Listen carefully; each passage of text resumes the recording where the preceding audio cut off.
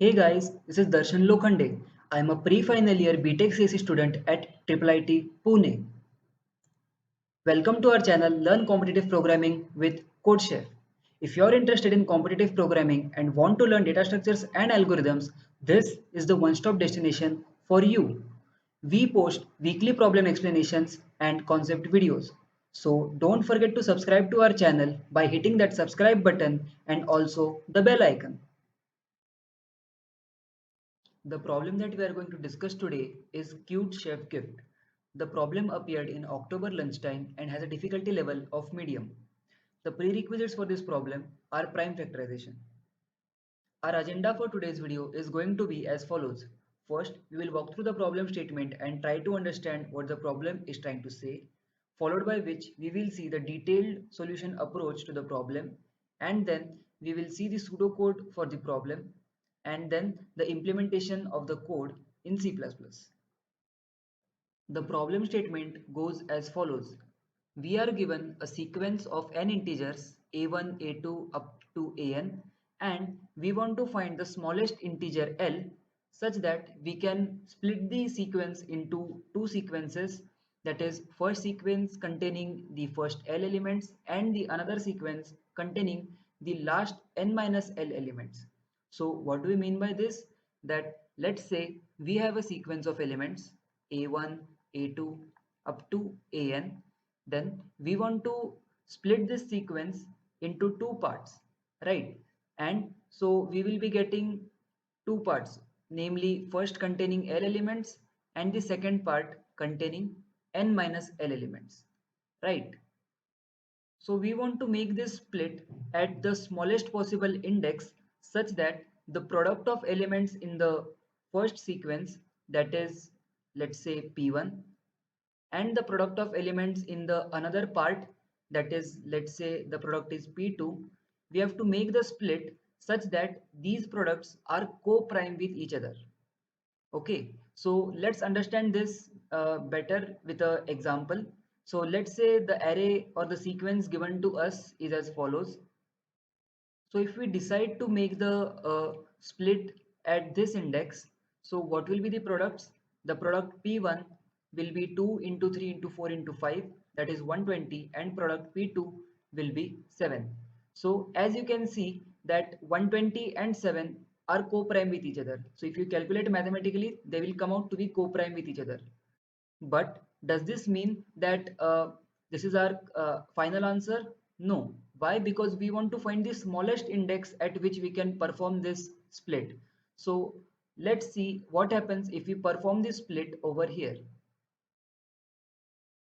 So if we perform our split at this index, so the products will now be P1 is equals to 24 and P2 is equals to 35, right? And still you can see that these numbers are co-prime with each other. So this is our new smallest index. And for a fact, I know that for this given example, you cannot find a smaller index such that the products will be co-prime with each other. So we are hearing this word again and again, co-prime. So what do we mean by co-prime? Let's see that first. So by definition, two numbers a and b are said to be coprime if the GCD of a and b is 1. So in our example, you can clearly see that the GCD of 24 and 35 is 1. So we can safely say that P1 and P2 are coprime with each other. But there is another definition of coprime which says that two numbers a and b, if don't have any common prime factors, then also they are called as co-prime numbers. So mind that the second definition is actually going to be handy in our actual solution. So we'll see in a bit that how this definition will actually help us. Also, it is mentioned in the question statement that a solution always exist for the given data. What this means is that it is guaranteed that a solution will always exist. So you will always be able to make a split such that the two products are co-prime with each other. So we will definitely get a solution. It's just that we want to report the smallest possible index at which we can make such a split. At this point of time, I would like to mention that if you haven't yet tried the question, give it a try and then come back to the video and continue with the editorial. So one way of approaching this problem can be to actually find the prefix products and the suffix products. What do I mean by that? So if we start partitioning the sequence from the left, so one way to partition can be that A1 is in one partition and the other elements are in the other partition.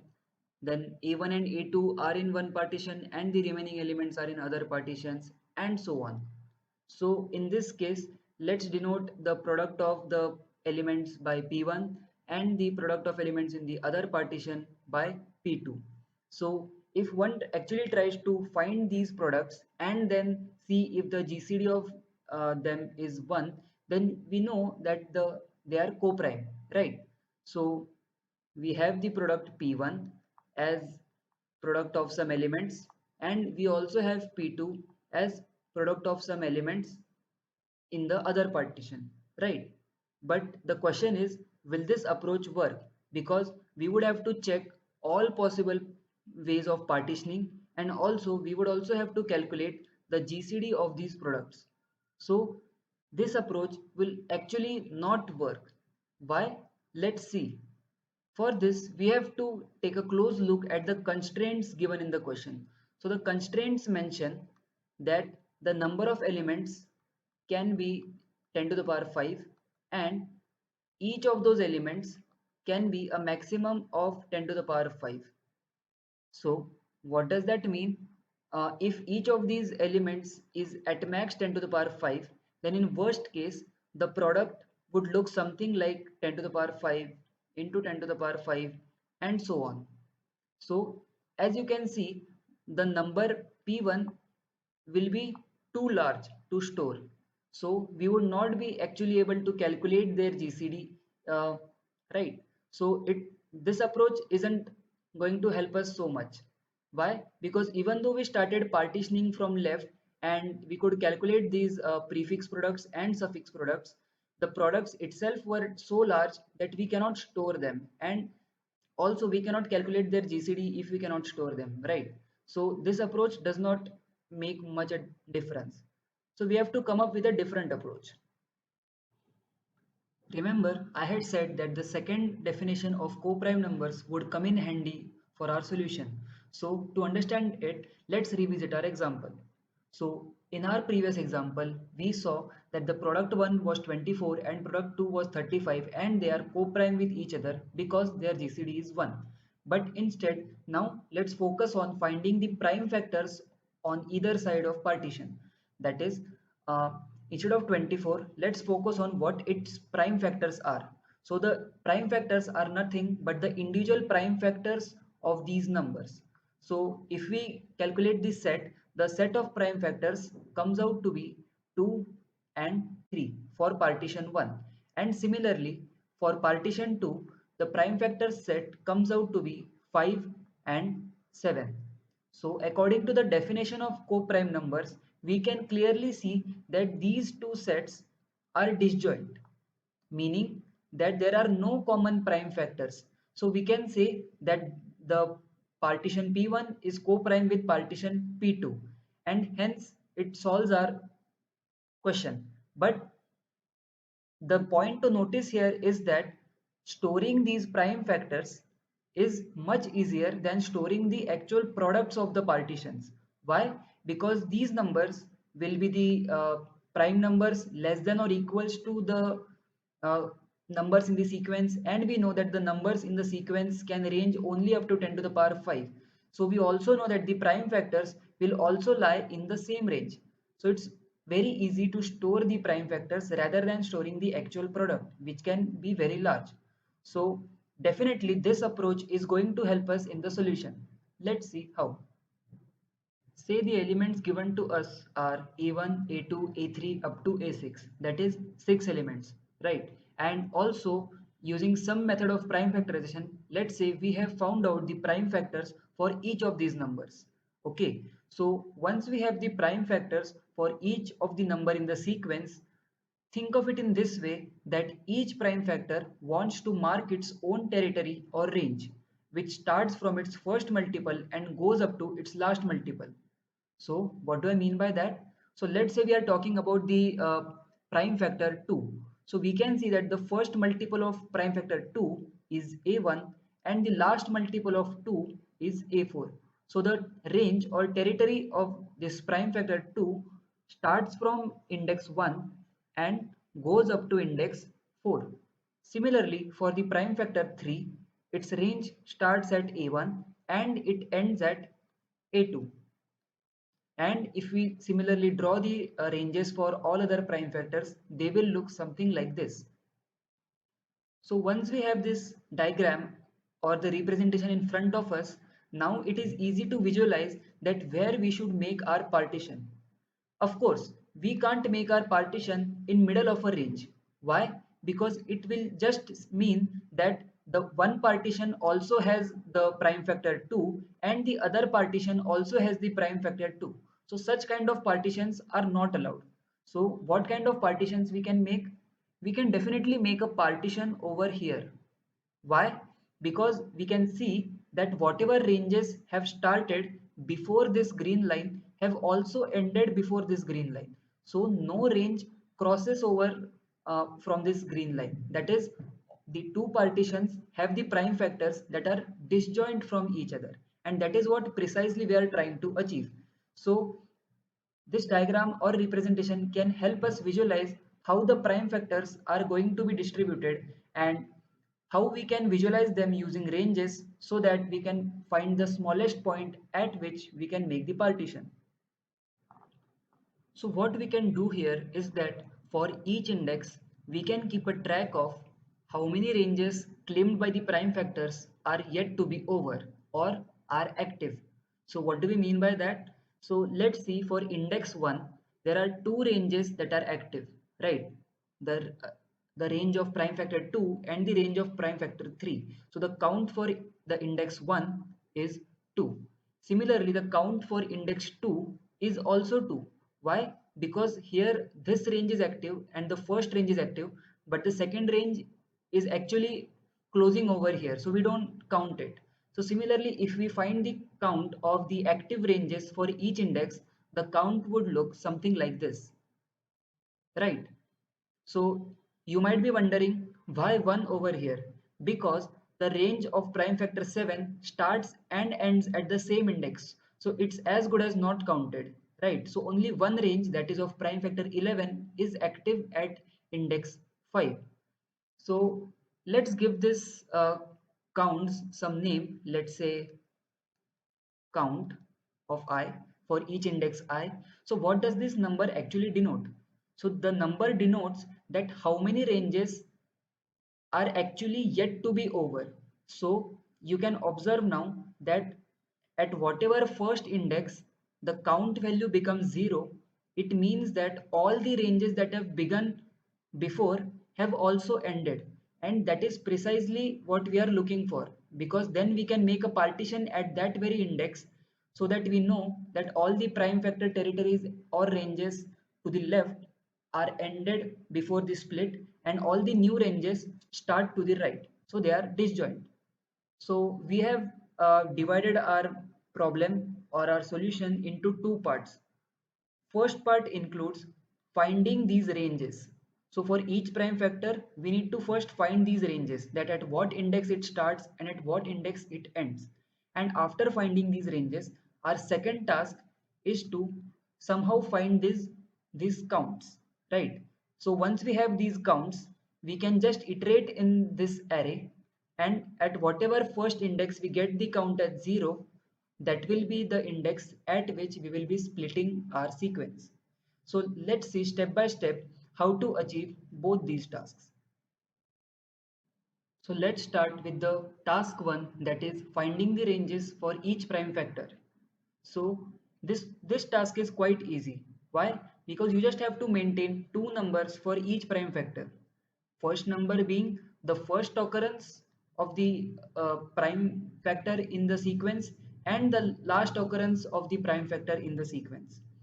So what will happen is that whenever you encounter the prime factor for the first time, so let's say the prime factor occurs at index 3 for the first time. So you'll update your first occurrence as 3 and also your last occurrence as 3.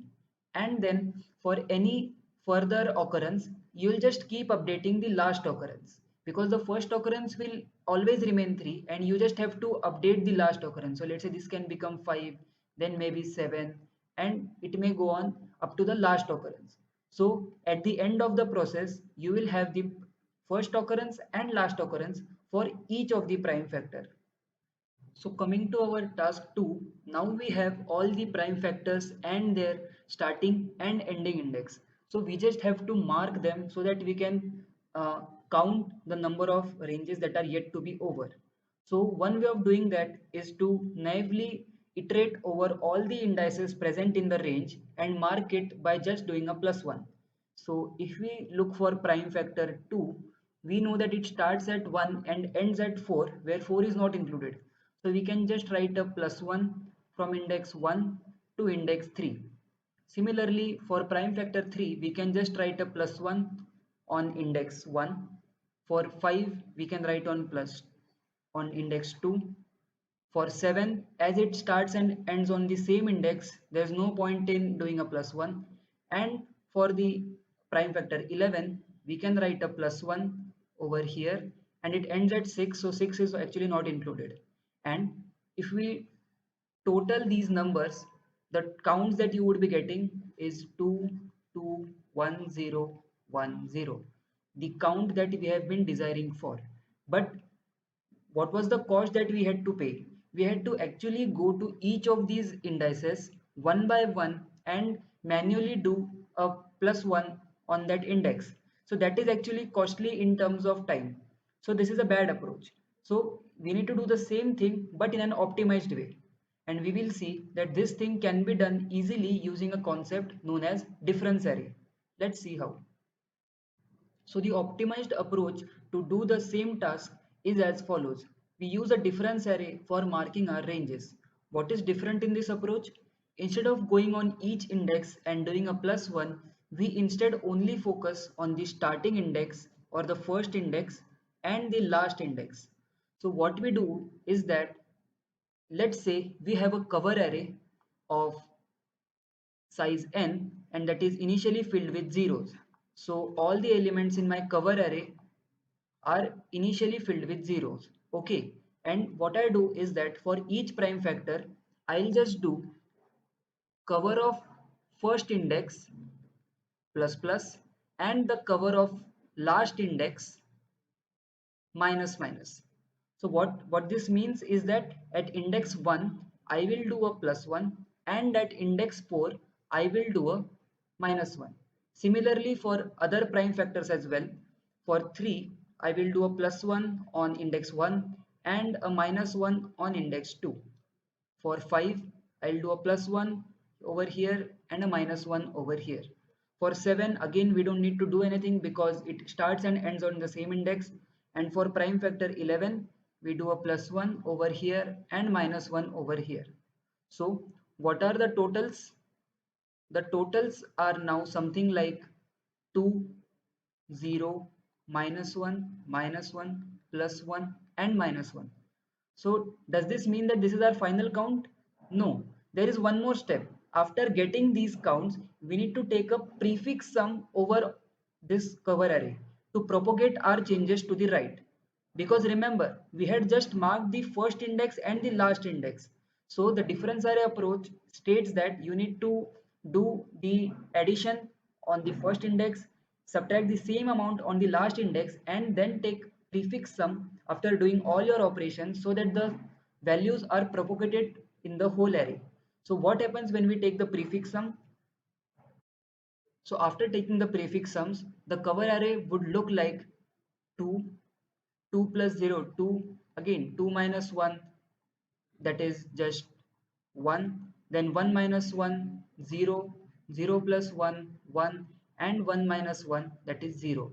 So you can see that this array that we are getting after taking the prefix sum is actually the count array that we are aiming for. Why is this working? Because the numbers are numbers 2, 0 and -1 are propagated in the whole array once we take the prefix sum.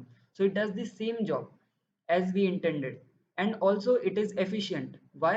Because for each prime factor we just took constant amount of time to update the particular indices, right? So in this way we can get the desired cover array, and once we have this array we just have to iterate in this array and see at what index we are getting the value 0 at first, and that is nothing but our answer. So now I think we have understood the complete solution to this problem. So guys, did you know that CodeChef is doing an awesome job by uploading and taking free live classes on Unacademy and YouTube? Courses like Introduction to C++, Java, Dynamic Programming, Recursion are some of the topics that are being covered in these live classes. Not only that, these classes are being taken by some of the best educators in this competitive programming field who have been to the ICPC World Finals or have been the IOI medalists or have worked in big IT giants like Facebook, Amazon, Google, LinkedIn, etc.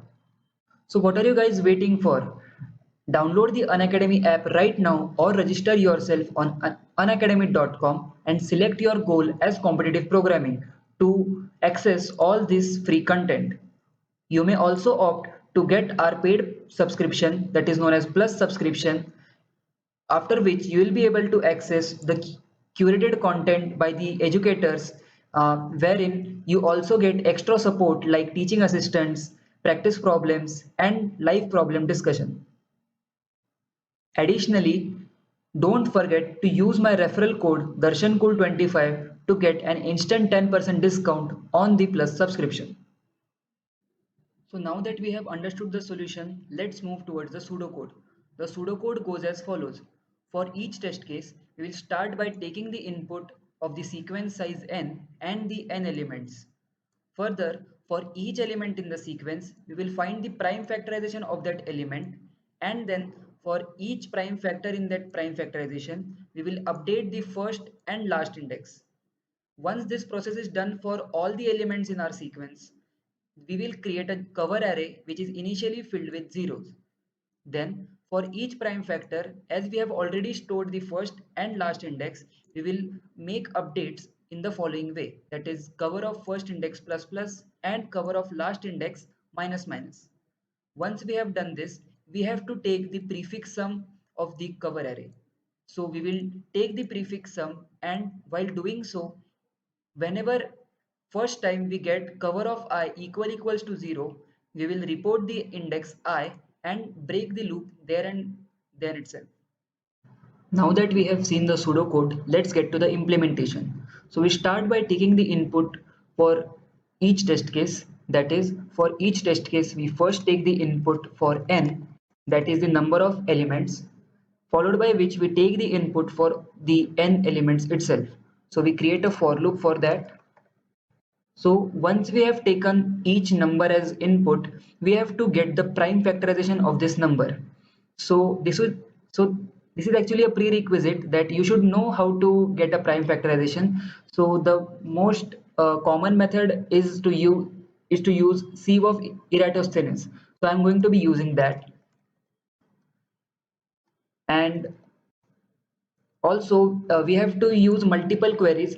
So I'll be using a function known as get factorization, which makes use of the sieve to get me the factorization of the number. Also, as the elements will only range up to 10 to the power 5, I can change my max variable to 1e5. So once we have taken the input in a vector, we can store the factors of that number, prime factors of that number. So we can just write get factorization of number, and that will store all the prime factors in this vector. So once we have the prime factors, for each of those prime factors, we have to update their first occurrence and last occurrence index. For that, we are going to use a map. So we'll create a map name F and L, which stores the first index and last index respectively for the prime factors. So for each prime factor in our prime factorization, we'll see that if the first occurrence is 0, it means that the prime factor is occurring for the first time. So we need to update f of x. So we update f of x as I. And the last occurrence, we have to always update it. So we'll just write L of x is equals to I. In this way, we have updated the first and last occurrence for each prime factor. What to do after that? We have to create a cover array filled with zeros. So I'll just create a vector by the name cover of the size n plus 1 initially filled with zeros. Why n plus 1? Because I'm using 1 based indexing. So for each prime factor, now I will do cover of first plus plus and cover of last minus minus.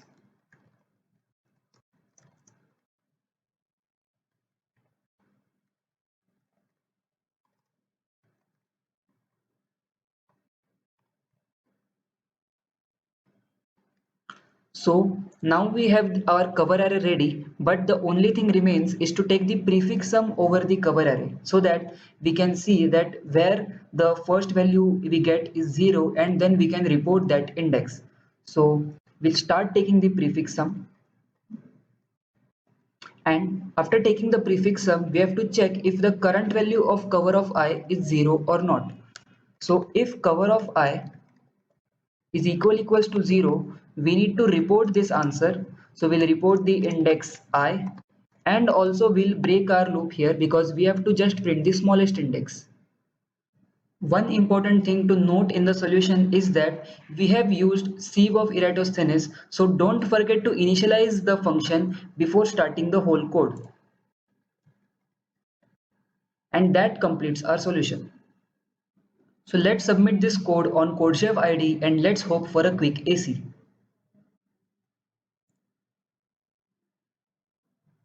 Great, so our solution works.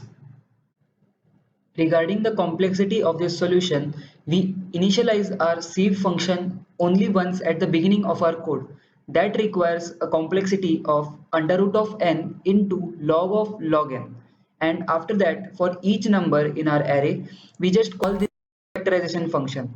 So at max or at worst, the complexity of our whole code can go up to O of n log n. So it is safe to say that the complexity of our whole code is n log n.